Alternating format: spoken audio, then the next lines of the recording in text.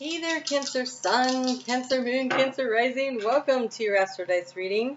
Ooh, you have the Sun and Leo in the second house coming up. If you are a Cancer Rising, as I'm recording, this is exactly what's going on. We have the Sun in Leo in your second house. So for those of you that are Cancer Moon or Cancer Rising, no worries. We're going to talk about everybody and everything. But I do think that it's important to understand that during this time, while we have the Sun in Leo, Cancer energy is getting an extra boost, an opportunity to really focus on financial goals and financial opportunities that are coming through. So that is what we're going to talk about. The second house represents our financial situation.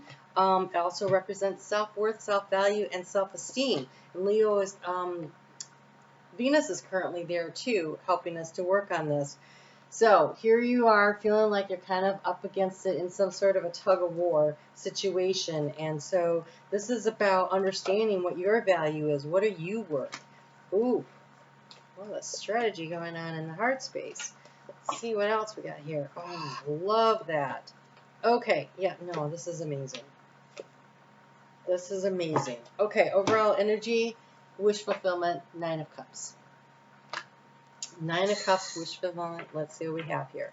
We've got a bat, using your intuition, Queen of Cups kind of energy, your energy, using your intuition to create a strategy. We've got a bicycle. It's an old-fashioned bicycle. It's got the big wheel and the little wheel. I just saw one in town. They just did this festival to celebrate 200 years here, and these people were riding around on these bikes like this, right? And there's like a little step to get up to the seat.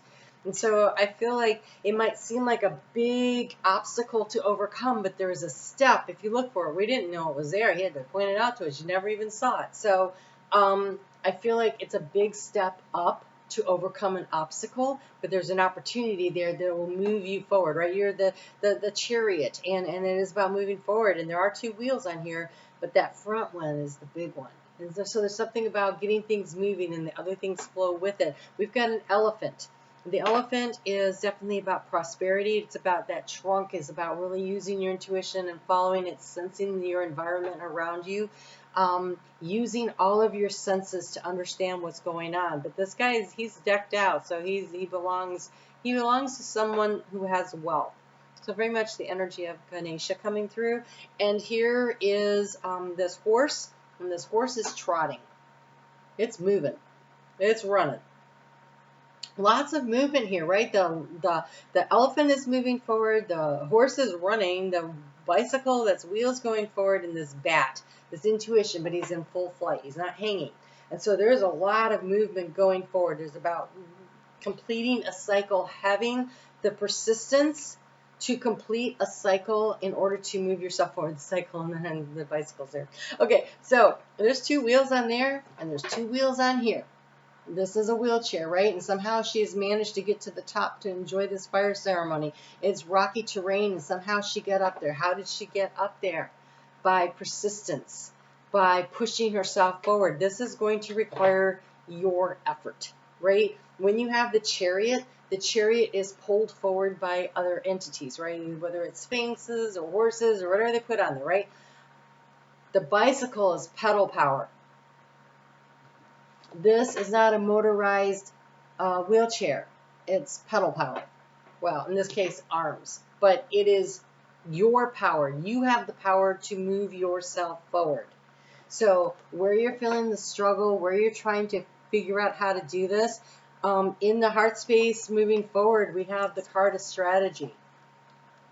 Work smarter, not harder. It is the 7 of Swords, which is usually the liar, cheater, thief, and there is something going on there. But here you see the Fox's strategy. And because it's in the heart space, and this represents your heart, unless you're cheating on somebody, in which case, I'm not judging you, but you might want to think about that. It's creating a strategy of how to gather more abundance into your life. I mean, he's a thief. He had to figure out how to steal. I'm not saying you have to do that, but there's a strategy of it almost feels like a shortcut. rapid change, rapid movement forward, but by your own power. Like, I don't know that you're going to be pulled there or carried there so much as you're going to get there. So here you've been trying to create the strategy through the Queen of Swords in the heart space, trying to understand, doing the research, connecting in, listening to your higher self. It's really, it feels like learning as you go kind of energy. Obstacle is you're trying to get to this Ten of Pentacles, like to have it all. Who doesn't want it all, right? This Ten of Pentacles where everything comes together and there's a lot of contentment, generational wealth, generational cohesiveness. In the area of resources, this kind of makes me think of this bat. We have this Hanged Man, right? But look how much fun he is having. It is definitely surprising everybody around him. I think that in the area of resources, seeing things from a different perspective and doing things a little differently than everybody else might have them scratching their head a little, like, what are you doing? But this is bold, right? The sun in Leo, it's bold, it's creative energy to increase the financial situation that you have going on, or to increase your personal power of your self-esteem, your self-worth, your self-value. It could be finances, and I see a lot here that suggests finances, but it's also about really stepping into knowing who you are and going for your dreams and knowing that you can accomplish them. And those are all really great things to be working on, right? I mean, I'm really enjoying this. How do you transform the situation, or in the area of transformation? You are completing a major cycle. You are completing something to start something, right? You just came up fresh off of that full moon in Capricorn, which happened during your sun sign season. We just came straight out of your sun sign season. There was a really wrapping up of a long-term cycle. And as we move through these next 5 new moons, it's about creating the new environment in which you want to exist, branching out in new directions. So you have the world here. But what you have going on this is you have the hands of fate sewing, right? There's a destiny. There's a destined area that you're going. So we have the world card here. We have the strength and persistence as the key to the situation. And the action to take is very creative, welcoming abundance of the Empress. Opening yourself up to receiving. Look at all those little kids coming in. Receiving the new ideas. Receiving the love. Receiving what the universe is offering. Loyalty. Love. See the roses that our husband's bringing? Joy. The abundance. The opportunity. And she's got that heart sitting over her head. So it's giving and receiving in such a beautiful way. It is so, whatever this thing is, this wish, this dream, nurture it, love it, and allow the energy to flow back to you. Because your outgoing card is the Queen of Pentacles. This is the harvesting of the things that you have nurtured, the things that you are creating. This is where you're headed. But you're going to get there on your own power, right? She is moving toward those children as the child is moving toward her, right? And so this is welcoming with open arms, but also reaching for it, going for it, putting the effort in. Ooh, you have the moon showing up. I love it, right? Perfect. Moon is your ruling planet. So your ruling astro thing. Okay. So there's cycles. They're showing all the cycles of the moon there. And it says, I am not going to stress out or worry about how things will work out for me. That is the biggest threat, is worrying that you're not going to get there. And so seeing things from a different perspective would be counting the blessings of what you already have, because that allows you to feel abundant, right? The Empress is about feeling abundant. And so even if you have a bunch of stacks of bills, well, those all paid for something, right? So be grateful for what you purchased with those, right? Whether it's a water bill or mortgage, rent, or you know, or the vacation you went on and you're like, ooh, we went a little heavy on the money there, right? But man, did we have a good time, right? So it's like focusing on the I really needed to get away energy, right? So I am not going to stress out or worry about how things work out for me. Your abundant mindset is what is going to bring in what it is that you desire. It is going to be the mindset of abundance.